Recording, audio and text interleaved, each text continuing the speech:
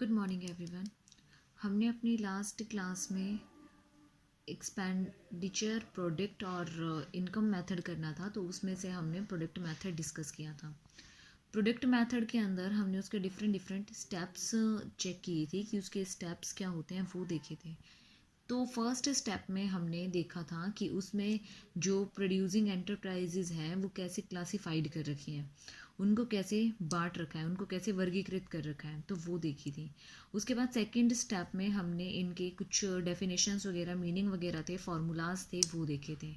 Third step में फिर हमने देखा था कि हम उसको कैलकुलेट कैसे करते हैं, जीडीपी को, factor income, market price income, factor cost पे, मार्केट प्राइस पे, नेशनल इनकम को कैसे कैलकुलेट करते हैं, ये सारे फार्मूलाज देखे थे हमने। फिर उसके बाद हमने अपने इसके प्रिकॉशंस देखे प्रोडक्ट मेथड के, कि इसमें हमें कौन कौन से प्रिकॉशंस यूज़ करने होते हैं, कौन कौन सी इनकम्स को इसके अंदर इंक्लूड करना होता है, किन चीज़ों को इनके अंदर इंक्लूड नहीं करना होता है। ठीक है। उसके बाद हमारे पास एक और प्रॉब्लम आई थी, प्रॉब्लम ऑफ डबल काउंटिंग। तो वो हमने इसके अंदर डिस्कस की कि डबल काउंटिंग क्या होती है और उसको कैसे रिजॉल्व किया जा सकता है। ठीक है। अब हमारे पास वो था हमारा first method, national income calculate करने का। अब हमारे पास सेकंड मेथड आता है इनकम मेथड। इनकम मेथड, नाम से ही पता चल रहा है इनकम, आय। आय क्या होती है? जब हम कोई भी काम करते हैं तो उसके बदले में हमें जो भी मिलता है, भुगतान जो भी हमें मिलता है प्राइस के रूप में, मनी के रूप में, वो हमारा सारा क्या होता है? हमारी राष्ट्रीय आय होती है। इसको क्या, कौन से मेथड्स भी बोला जाता है? डिस्ट्रीब्यूटेड शेयर मेथड भी बोला जाता है। इसको डिस्ट्रीब्यूटेड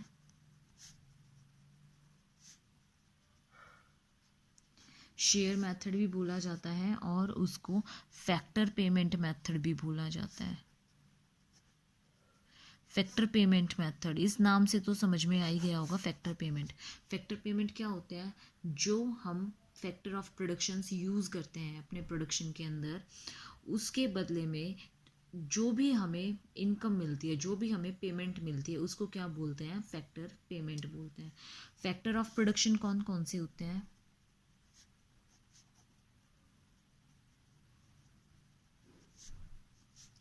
लैंड, लेबर, कैपिटल और एंटरप्रेन्योर। ठीक है। इसको अब इनकम कैसे मिलती है? इनको इनकम फैक्टर इनकम। लैंड को क्या मिलते हैं? रेंट मिलता है लैंड के ऊपर। लेबर को वेजेस। कैपिटल को, कैपिटल के बदले में क्या मिलता है? इंटरेस्ट, ब्याज मिलेगा ना। एंटरप्रेन्योर को क्या मिलता है? प्रॉफिट मिलता है। तो जब एक पर्टिकुलर ईयर में, एक अकाउंटिंग ईयर में, इन पेमेंट्स के रूप में अगर कोई भी पेमेंट या फिर कोई भी रूप में हमें पेमेंट मिलती है एक पर्टिकुलर ईयर के अंदर, पर्टिकुलर अकाउंटिंग ईयर के अंदर, तो अपनी सर्विसेज प्रोवाइड करने के लिए या अपने फैक्टर ऑफ प्रोडक्शंस को लगाने के लिए, तो उसके बदले में हमें जो भी इनकम जनरेट होती है वो हमारी सारी की सारी नेशनल इनकम के अंदर कैलकुलेट होती है। ठीक है।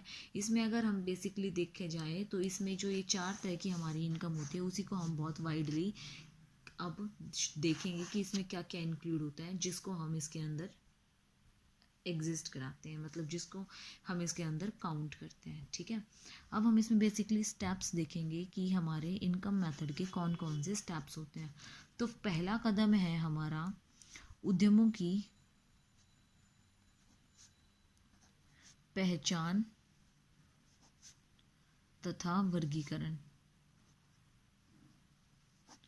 उद्यमों की पहचान करना और उनका वर्गीकरण करना। तो तीन तरीके से वर्गीकरण किया जा सकता है। फर्स्ट है हमारा प्राइमरी सेक्टर। वो तो आपको पता भी है कि प्राइमरी सेक्टर क्या होता है, क्या नहीं होता है। हिंदी में इसको बोलते हैं हम प्राथमिक क्षेत्र। ठीक है। सेकंड आता है हमारा सेकेंडरी सेक्टर।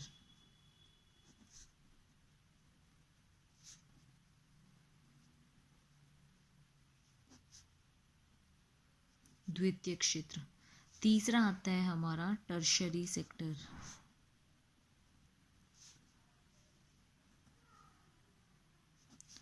तृतीयक क्षेत्र। ठीक है स्टूडेंट्स। अब प्राइमरी सेक्टर के अंदर हमने प्रोडक्ट मेथड में जो पढ़ा था वो ही हम इसके अंदर डिस्कस करेंगे कि जो हमारी नेचुरल चीज़ें होती हैं, जो हमारी पर्टिकुलर प्रकृति से हमें मिलती हैं, वो सारी की सारी हमारी क्या आती हैं, किसके अंदर आती है, नेचुरल रिसोर्सेज से जो हमें प्रोवाइड होता है प्राइमरी सेक्टर के अंदर आती है। सेकेंडरी सेक्टर के अंदर क्या आती है, जब हम प्राइमरी सेक्टर के गुड्स को as a raw material use करके कुछ नया प्रोडक्ट तैयार करते हैं। ठीक है, जैसे हमें अपने नेचुरल रिसोर्सेज से क्या मिला, गन्ना मिला, शुगर केन मिली, शुगर केन से हमने क्या बनाया, शुगर बनाया, चीनी बनाई, तो वो चीनी हमारी सेकेंडरी सेक्टर के अंदर आती है और शुगर केन हमारा प्राइमरी सेक्टर के अंदर आता है। ठीक है, तीसरी चीज़ आती है हमारे पास टर्शरी सेक्टर। टर्शरी सेक्टर में हम सारी की सारी सर्विसेज जो हैं वो इसमें देखते हैं कि हमारी कौन कौन सी सर्विसेज हम दे रहे हैं, वो सारी की सारी जितनी भी सर्विसेज होती हैं वो हमारी टर्शरी सेक्टर के अंदर आती हैं। जैसे बैंकिंग हो गई, इंश्योरेंस हो गई, कम्युनिकेशन हो गया, और वेयर हाउसिंग हो गई, और हमारी ये जो लाइट वगैरह का खर्चा हो गया, ये सब इसमें इसी में आती है ये सब कुछ। क्यों? क्योंकि इसमें ही क्या होता है, सारी की सारी फैसिलिटीज़ या फिर ये कह सकते हैं कि सारी सारी सर्विसेज इसमें बोली है हमने, इसीलिए हम इन सारी चीज़ों को इसके अंदर ही इंक्लूड करते हैं। ठीक है, तो ये था हमारा फर्स्ट स्टेप। अब सेकंड स्टेप हमारा क्या होता है, स्टेप सेकंड का मतलब है, इसका नाम है कारक आय का अर्थ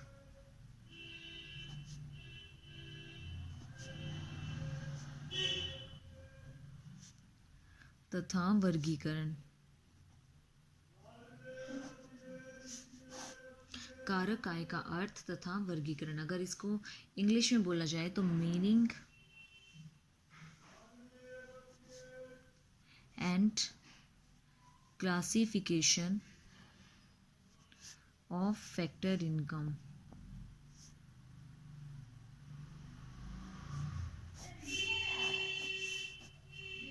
meaning and classification of factor income, तो क्या होती है, सबसे पहले हम इसमें मीनिंग चेक करेंगे कि फैक्टर इनकम होती क्या है। फैक्टर इनकम क्या होती है, जो भी हम फैक्टर ऑफ प्रोडक्शन होते हैं हमारे, उसके बदले में हमें जो भी इनकम जनरेट होती है वो हमारी फैक्टर इनकम के अंदर कैलकुलेट की जाती है।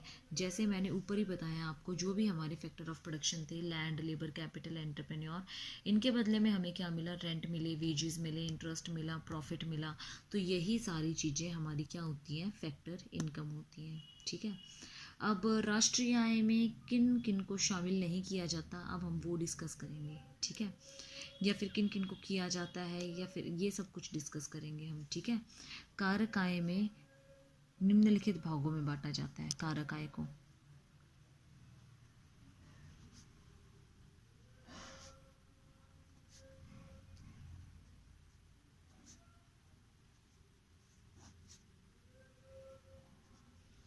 लिखित भागों में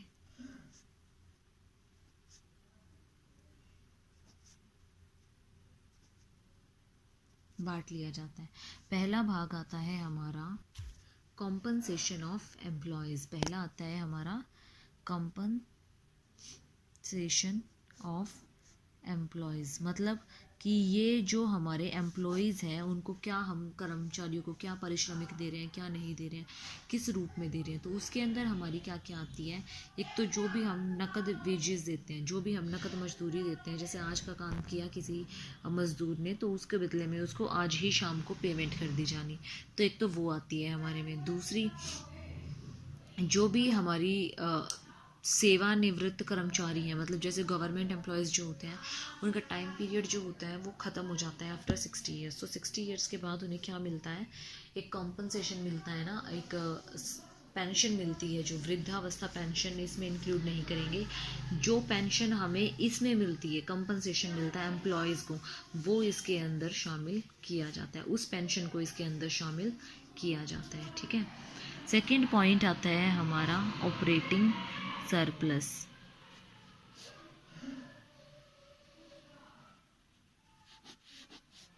ऑपरेटिंग सरप्लस, प्रचालन अधिशेष में हमारा क्या आता है, जो भी हमारी रेंट, लगान, ठीक है, किराया, हमारा इंटरेस्ट हो गया, ब्याज, हमारे प्रॉफिट हो गए, लाभ, इन सबको इसके अंदर शामिल किया जाता है। क्यों किया जाता है इन सबको इनके अंदर शामिल? क्योंकि इसमें जो होते हैं हम लाभ को बांट देते हैं डिफरेंट डिफरेंट पार्ट्स में। तो इसमें कॉर्पोरेट प्रॉफिट टैक्स होता है। कॉर्पोरेट प्रॉफिट टैक्स क्या होता है? जो लाभ कर के रूप में सरकार को दिया जाता है। और अनडिस्ट्रीब्यूटेड प्रॉफिट क्या होता है? अनडिस्ट्रीब्यूटेड प्रॉफिट वो प्रॉफिट होता है जो कि संकट के समय के लिए, कि अगर आगे कोई भी प्रॉब्लम आ जाती है तो हम वो इससे कॉम्पनसेट कर लेंगे, उसके लिए बचा कर रख लिया जाता है, बेसिकली बांटा नहीं जाता। तो उसको हम क्या कहते हैं? उसको हम अनडिस्ट्रीब्यूटेड प्रॉफिट बोलते हैं। ठीक है, तो ये सब भी इसके अंदर शामिल किया जाता है। परंतु जो सामान्य सरकारी क्षेत्र में जो प्रचालन अधिशेष होता है वो इसके अंदर इंक्लूड नहीं किया जाता। थर्ड पॉइंट आती है हमारी मिक्स्ड इनकम। मिक्स्ड इनकम क्या होती है? मिक्स्ड इनकम वो होती है जो हमें जो छोटे मोटे दुकानदार वगैरह हैं या फिर कुछ भी काम कर रहे हैं, उनके बदले में उन्हें जो भी आय मिलती है, सारी मिली जुली आय को इसके अंदर शामिल कर लिया जाता है। वो हमारी क्या होती है? मिक्स्ड इनकम होती है। फोर्थ पॉइंट आता है हमारा net factor income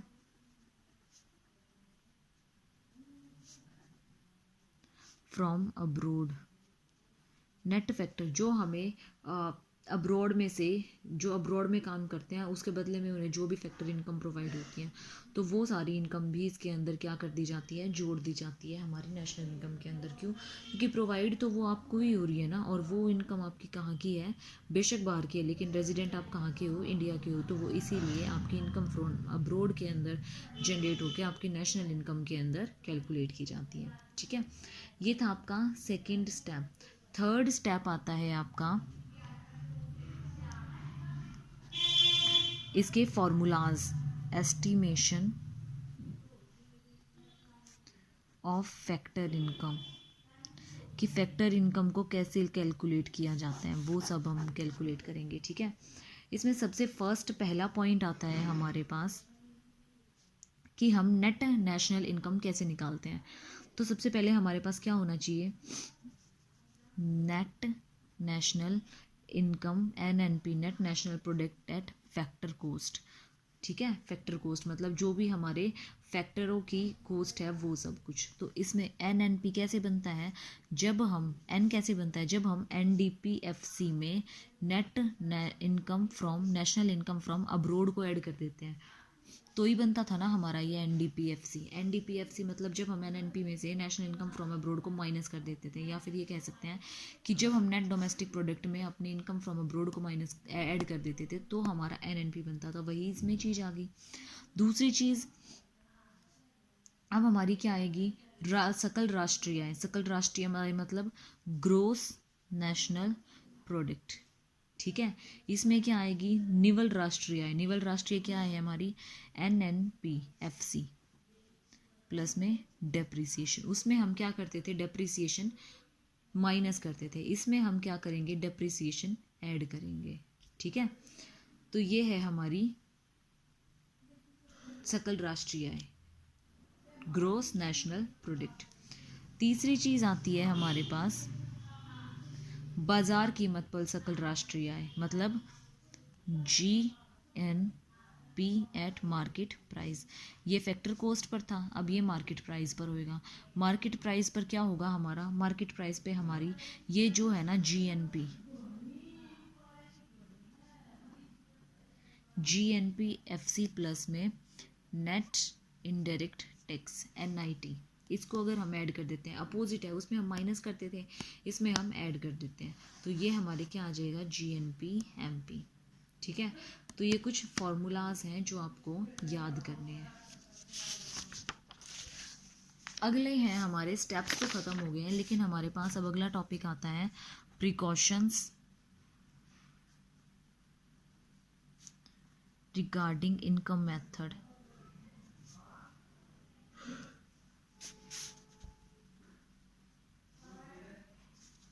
income method में हम क्या क्या प्रिकॉशंस लेते हैं वो हम इसमें यूज़ करेंगे। तो पहली चीज़ हम इसमें ट्रांसफरिंग,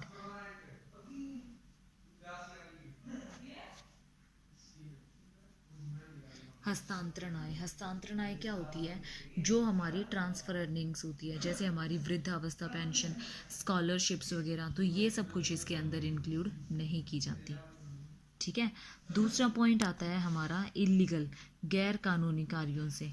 गैर कानूनी कार्य कौन से होते हैं? जो हमारी स्मगलिंग वगैरह हो गई, जो हमारी सट्टे वगैरह से पैसा आ गया, जुए वगैरह से पैसा आ गया, जो हमने चोरी करके पैसा कमाया है, वो सब भी हमारी नेशनल इनकम के अंदर इंक्लूड नहीं किया जाता।